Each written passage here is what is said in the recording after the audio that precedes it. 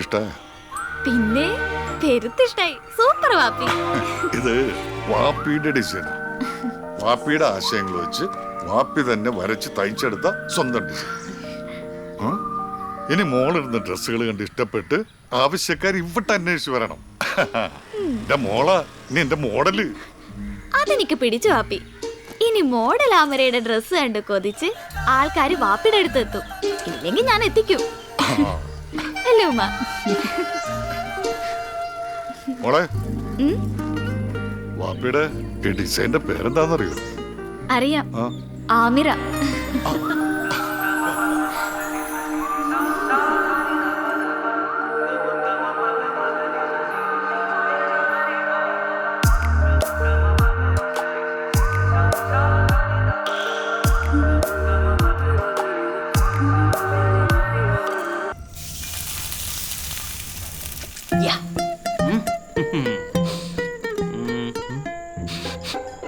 Chicken fry.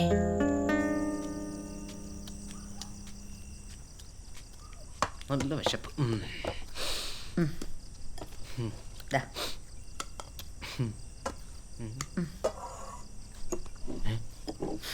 വെച്ചോണ്ടിരിക്കാതെ വേഗം കഴിക്കും മോനെ. എന്റെ കുഞ്ഞ് ക്ഷീണിച്ചു പോയി.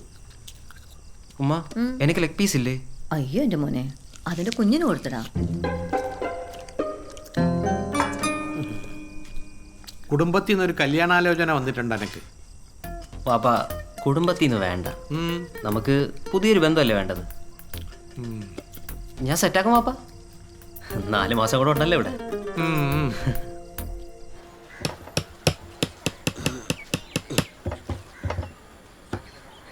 ഇക്ക, നിങ്ങൾ നോക്കിയേ.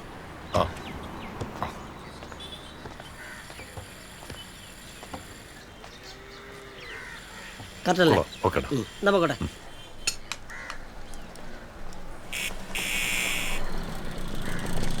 അല്ല ബഷീറേ, മോന്ത കാണാൻ എത്രയും വലിയ കണ്ണാടിയാ. മുഖം മാത്രമല്ലടോ, ഇടക്ക് മുഴുവനോടെ ഒന്ന് കാണുന്നതല്ല. ഈ ഒന്ന് വന്ന് നോക്കിയേ. ഇപ്പോളാ? എപ്പോഴാണെങ്കിലും ഈ ഇങ്ങനെ തന്നെയല്ലേ. വാ. എന്നാ പിന്നെ അതൊന്നാണ് കാണാ. വാ നോക്ക്. എങ്ങനെയുണ്ട്? ആകെ ഒരു പഴകിയ മാതിരി ഉണ്ടല്ലേ ബഷീറേ? പണ്ടല്ലേ ഈ ഒരു തോന്നലുണ്ടാക്കാനാ ഇവിടെ കണ്ണാടി വെച്ചത് അല്ലേ? ഈ എന്തിനാ എപ്പോഴും ഇങ്ങനെ പഴഞ്ചനാടി ജീവിക്കുന്നത്? ഇല്ലാഞ്ഞോട്ടൊന്നും അല്ലല്ലോ. എൻ്റെ ഒരു ദിവസത്തെ ലാഭത്തിന്റെ പകുതി മതി നല്ലൊരു ഡ്രസ്സ് വാങ്ങിച്ചിടാൻ. നല്ല ഡ്രസ്സ് വിട്ട് മൊഞ്ചനായി ഈ വെക്കുന്ന മീൻ പോലെ ഫ്രഷ് ആയിട്ട് കച്ചവടത്തിന് ഇറങ്ങി നോക്ക്. 2 വീട്ടുകാരെങ്കിലും കൂടുതൽ മീൻ വാങ്ങിക്കും, ഉറപ്പ്. മാത്രമല്ല എൻ്റെ പേരക്കുട്ടികളെ അവരുടെ ചങ്ങായിമാരെ വഴി വെച്ച് കണ്ട പരങ്ങി നിൽക്കാതെ ധൈര്യമായിട്ട് ചെന്ന് അവരെ ഒന്ന് കൊഞ്ചിക്കുകയും ചെയ്യാം. ബഷീറേ, ഞാൻ ടേപ്പിനെടുത്താ, എന്നിട്ട് ഇന്നൊരളവ് എടുക്ക്. എന്നിട്ട് എനിക്ക് പറ്റിയൊരു തുണി എടുത്തിട്ട് ഇജന്നെ ഒരു കുപ്പായം അടിച്ചെന്നാ. അല്ല പിന്നെ അതാണ്.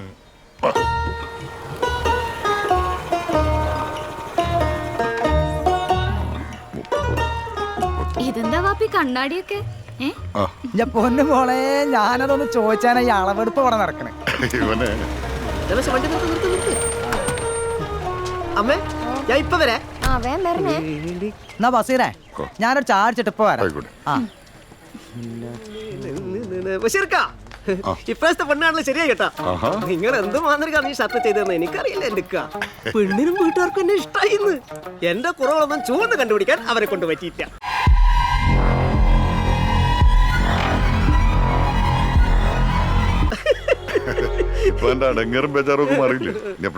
പെട്ടെന്ന് വേണം, എല്ലേ ശരിയാവില്ല. എല്ലാം പറഞ്ഞിട്ടോളം മനസ്സാരെങ്കിലും മാറ്റിയാലോ.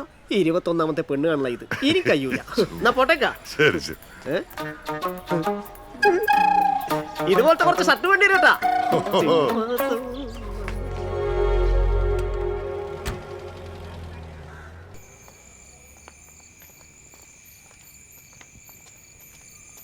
വാപ്പി, ആ ചേട്ടൻ പറഞ്ഞ ഷർട്ടിലെ മാന്ത്രികം എന്താ? ആ പെണ്ണ് കാണാൻ പോയി സന്തോഷത്തിൽ വന്ന ആ ചേട്ടനില്ലേ, വാപ്പി ഷർട്ടിൽ എന്തോ. പത്മരാജൻ ഓന്റെ ഇടത്തെ കൈക്ക് ഇത്തിരി നീളം കൂടുതലാ. അതുകൊണ്ട് അവന്റെ തോള് എപ്പോഴും ഇങ്ങനെ ഒരുപാട് ചരിഞ്ഞ കിടക്കുള്ളൂ. ഒറ്റ നോട്ടത്തിൽ തന്നെ കാണുന്നവർക്കും അവന്റെ ബോഡിയുടെ പ്രശ്നം അറിയാൻ പറ്റും. അതിന് ബാപ്പി ചെയ്തെന്താണെന്നറിയോ? ഓന്റെ ഷർട്ടിന്റെ ഷോൾഡർ തയ്ക്കുമ്പോ അതിനകത്തൊരു കമ്പിയും ഒരു പാഡും വെച്ച് സ്റ്റിച്ച് ചെയ്തു. അപ്പോ തോള് എത്ര ഇടിഞ്ഞു കിടന്നാലും ഷർട്ട് അങ്ങനെ പൊങ്ങി നിൽക്കും. അതുകൊണ്ട് എന്തായി, ആരും അവന്റെ കുറവ് കണ്ടില്ല.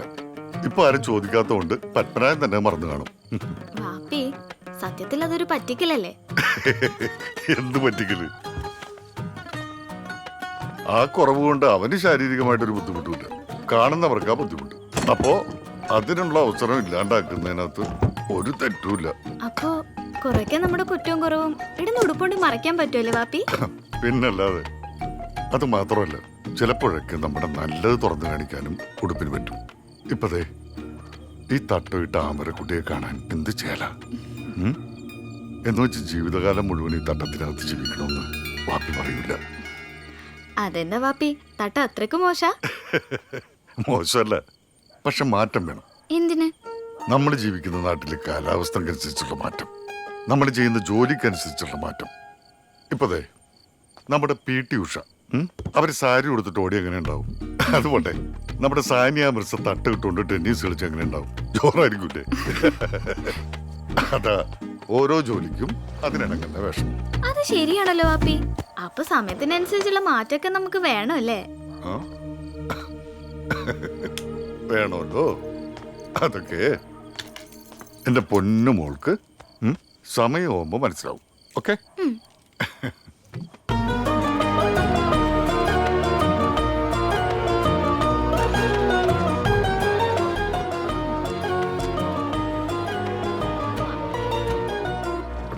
കേട്ടോ,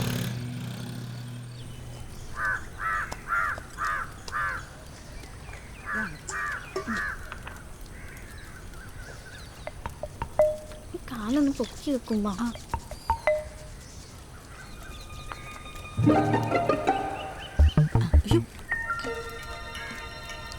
അടച്ചോടിയിട്ട് വെളിച്ചെട തീർത്ത്.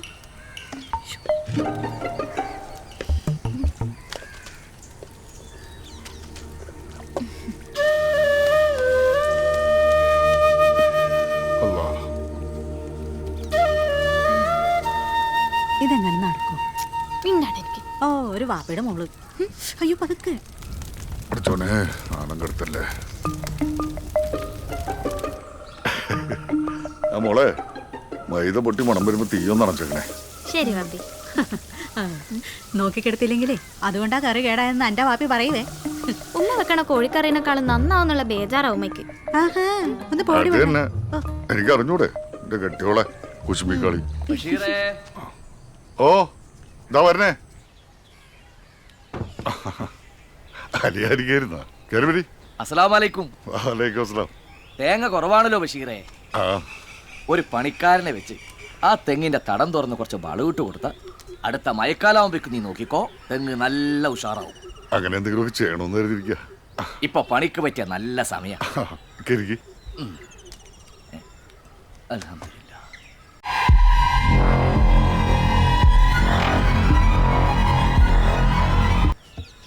കുട്ടികളൊക്കെ സുഖമായിട്ടിരിക്കണമല്ലോ അല്ലേ? ആ കുട്ടിയോളെ രണ്ടിനെയും സമയാസമയത്ത് നിക്കാഹ് കഴിച്ചു കൊടുത്തോണ്ട് അനക്ക് അവരെ കുറിച്ച് ഒരു ബേജാറുമില്ല. അല്ല, ഇവിടുത്തെ മൊഞ്ചത്തി എവിടെ? ഓടുത ഞാനിവിടെ ഉണ്ടേ. മാമയ്ക്ക് ചായക്ക് പഞ്ചാരക്ക് പ്രശ്നമൊന്നുമില്ലല്ലോ? അൽഹംദുലില്ലാ, പടച്ചോന്റെ കൃപ കൊണ്ട് മാമയ്ക്ക് ഒരു കുഴപ്പമില്ല. ഷുഗറും ഇല്ല, പ്രഷറും ഇല്ല, കൊളസ്ട്രോളും ഇല്ല. ഇട്ടോളി, പഞ്ചാര നല്ലോണം ഇട്ടുകൊള്ളി. ശരി, ഞാനിപ്പോ കൊണ്ടുവരാം. നിക്ക് എന്റെ മോന്തൊക്കെ എന്താ പറ്റിയേ? അത് കടലമാവ വെളുക്കാൻ വേണ്ടി തേച്ചതാ. ഓൾ ഓരോ കോപ്പറയങ്ങൾ കാണിക്കണേ എനിക്കാ. പിന്നെ കടലമാവൊക്കെ മോന്തയ്ക്ക് ഇട്ടപ്പോ വെളുക്കാൻ പോവല്ലേ. ഓളിട്ടോട്ടേന്ന് ഉമ്മ നിങ്ങള് കഴിക്ക. ഇത് ഈ ഉണ്ടാക്കിയതാ? ആ ചോറായി.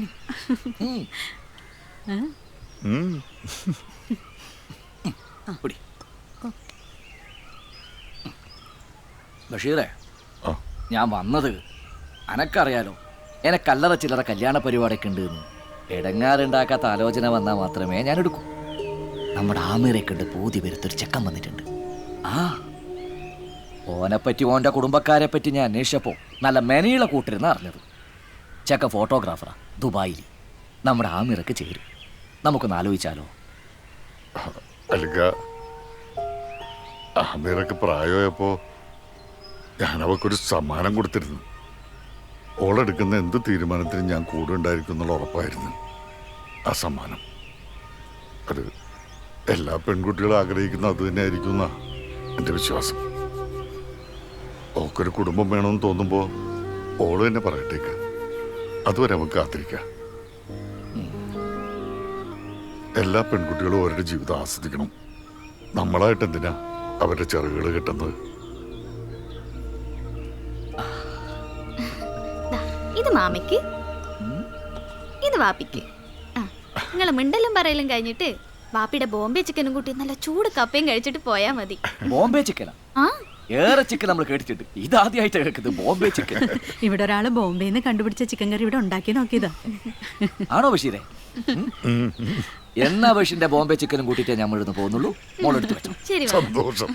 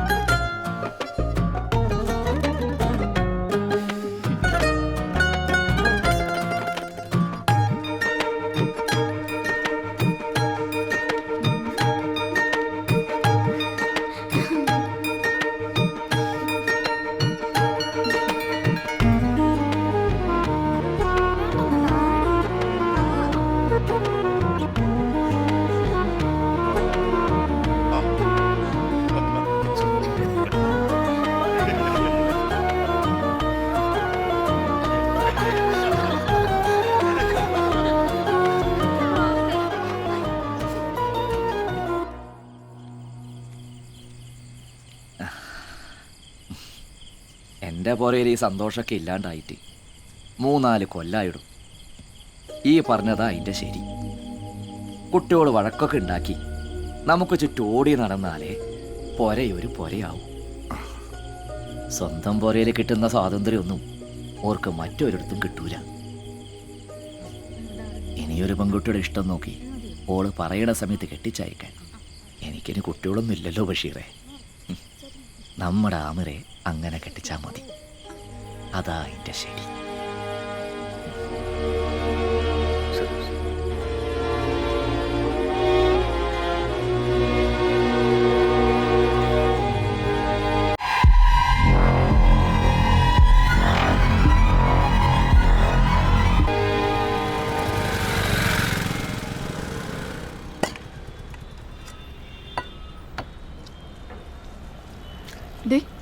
അന്നെ ഇന്നലെ കാണാൻ വന്ന ചെക്കൻ എങ്ങനെയുണ്ട്?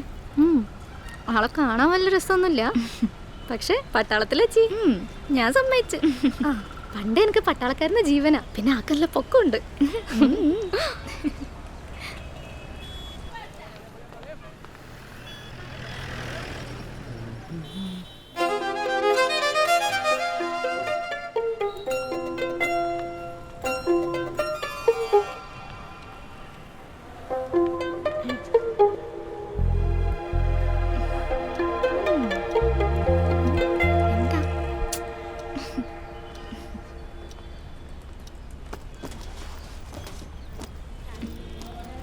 മോളെ കോഴിക്കുള്ള അപേക്ഷ അത് കൊടുത്താൽ മതി.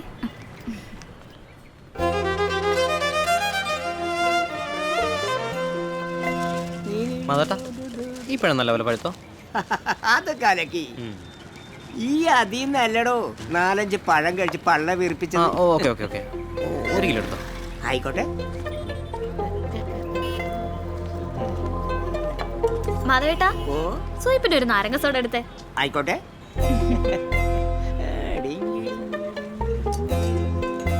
റിയാസ് അല്ലേ? ആ ഞാനാ ഇന്നലെ നിങ്ങളെ വീട്ടിലോട്ട് അലിയാരി കാക്കനെ അയച്ചത്. തോന്നി. ദുബായിലാണ്. ഇപ്പോൾ 6 മാസത്തെ ലീവിന് വന്നതാ.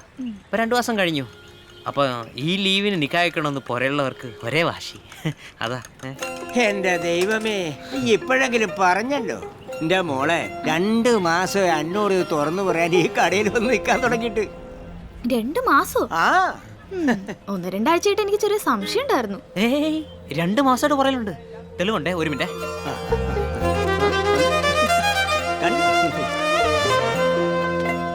ഗ്ലാസ് കൊള്ളാല്ലേ? ഇതൊക്കെ എപ്പോ? കുഴപ്പമില്ലാത്തൊരു ഫോട്ടോഗ്രാഫർ ആയതുകൊണ്ട് എനിക്കിതൊക്കെ സിമ്പിളാണ്.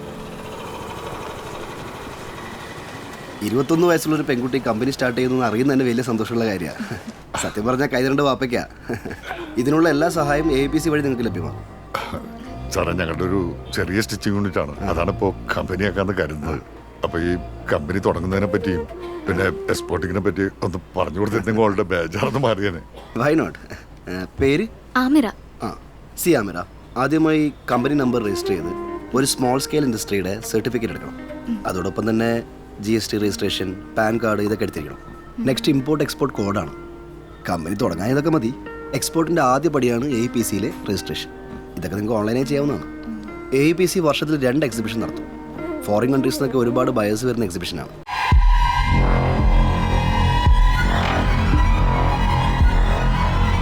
നിങ്ങൾ നിങ്ങളുടെ കമ്പനിയുടെ ഡിസൈൻസ് ഒരു പ്രൊജക്ട് റിപ്പോർട്ടാക്കി APCയിൽ സബ്മിറ്റ് ചെയ്യണം. എക്സിബിഷനിൽ നമുക്കൊരു സ്റ്റോൾ തരും. അതിന് ഫെയർ ഉണ്ട്. ഓക്കെ. പിന്നെ ആ സ്റ്റോളിൽ നമ്മൾ നമ്മുടെ ഡ്രസ്സുകൾ സെറ്റ് ചെയ്യണം. ബയേഴ്സ് വന്ന് കണ്ട് ഇഷ്ടപ്പെട്ടാൽ അവർ നമ്മുടെ റിക്വയർമെൻറ്റ്സ് ചോദിക്കും. നമ്മൾ നന്നായിട്ട് പ്രസൻറ്റ് ചെയ്യണം. അവർ തിരിച്ചു പോയി അവരുടെ കമ്പനിയിൽ ഡിസ്കസ് ചെയ്ത് നമ്മുടെ കമ്പനിയിലേക്ക് ഓർഡർ ഇമെയിലായിട്ട് അയക്കും. പണി കഴിഞ്ഞില്ല, അവർ പറഞ്ഞ ടൈമിന് പറഞ്ഞ ക്വാളിറ്റിയിൽ നമ്മൾ എക്സ്പോർട്ട് ചെയ്യാം. ഷിപ്പിൽ കയറുന്നത് വരെയുള്ള കംപ്ലീറ്റ് ഉത്തരവാദിത്വം നമ്മുടേതായിരിക്കും. മനസ്സിലായോ?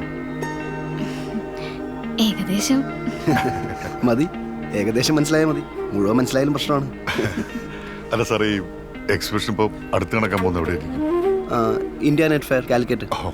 അതെ അതെ. അല്ല, നിങ്ങൾ ഏത് ടൈപ്പ് ഗാർമെന്റ് ഡിസൈൻസ് ആണ് ഉദ്ദേശിക്കുന്നത്? Indo western ethnic wear. അടിപൊളി.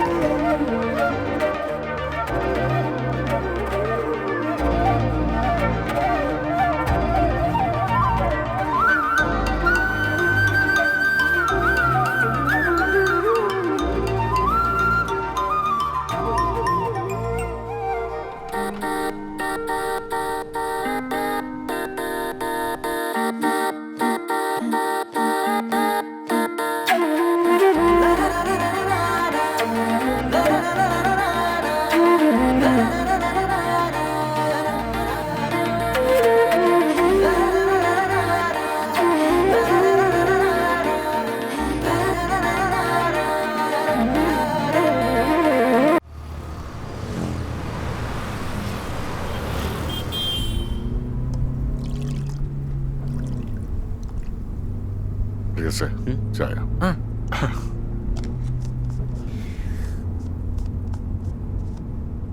മോനെ, ശീലമില്ലെങ്കിൽ എവിടെയെങ്കിലും ഒതുക്കിയിട്ട് കുടിക്കാട്ടോ. വേണ്ടൊക്കെ, ഇതൊക്കെ ശീലമാണ്. ദുബായിൽ അളിയൻ്റെ ആദ്യത്തെ സ്റ്റുഡിയോ 8 നിലയെ പൊട്ടി. കിടക്കാൻ പോലും ഒരു സ്ഥലമില്ലാത്തൊരവസ്ഥയായിരുന്നു. എല്ലാം നിർത്തിയിട്ട് തിരിച്ച് നാട്ടിൽ പോകാമെന്ന് പറഞ്ഞപ്പോൾ ഇവിടെ നിന്ന് നഷ്ടപ്പെട്ടതെല്ലാം ഇവിടെ നിന്ന് തന്നെ തിരിച്ചു പിടിക്കണമെന്ന് അളിയൻ പറഞ്ഞു. പിന്നെ ആരെയൊന്നും അറിയിക്കാൻ നിന്നില്ല. ഞാനും കട്ടയ്ക്ക് അളിയനോടൊപ്പം കൂടി. അന്ന് അളിയന് പഴയൊരു കാറുണ്ടായിരുന്നു. അതിലായിരുന്നു കിടപ്പും ഭക്ഷണം കഴിക്കലൊക്കെ. അവിടെ നിന്ന് അങ്ങോട്ടൊരു 2 വർഷം നിലം തൊടാതെ പണിയെടുത്തു. കടവും വീട്ടി, പോയ സ്റ്റുഡിയോയും തിരിച്ചു പിടിച്ചു, എല്ലാം സെറ്റാക്കി. അന്ന് ഞാൻ എൻ്റെ അളിയനിൽ കണ്ടൊരു തീയുണ്ടല്ലോ, അത് തന്നെയാണ് ഞാൻ ഇക്കയിലും ആമേരയിലൊക്കെ കാണുന്നത്. കഷ്ടപ്പെട്ട നേടിയെടുക്കാൻ പറ്റാത്തതായിട്ടൊന്നുമില്ലാന്നേ. ഒന്ന് ആഞ്ഞു പിടിച്ചാൽ കൂടെ നിൽക്കാൻ കൂട്ടായിട്ട് ഒരാൾ കൂടെ ഉണ്ടെങ്കിൽ ഒക്കെ ശരിയാവും. അതെ, നമുക്കൊന്ന് ആഞ്ഞു പിടിക്കാം, എല്ലാം ശരിയാവും.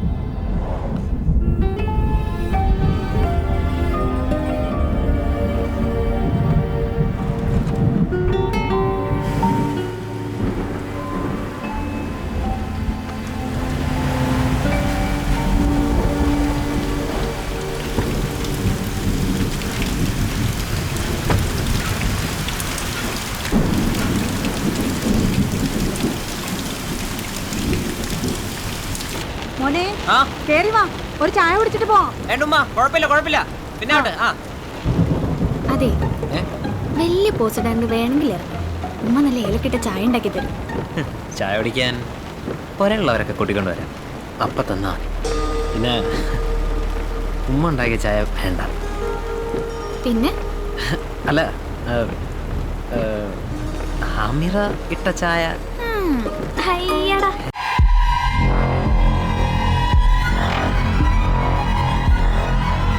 ഞാൻ ഉണ്ടാക്കിയത് മോൻ കുറെ കുടിക്കും. പോവാൻ നോക്ക്. വിട്ട എന്നാ കുറച്ച് കഴിഞ്ഞിട്ടാവാല്ലേ? ആയിക്കോട്ടെ.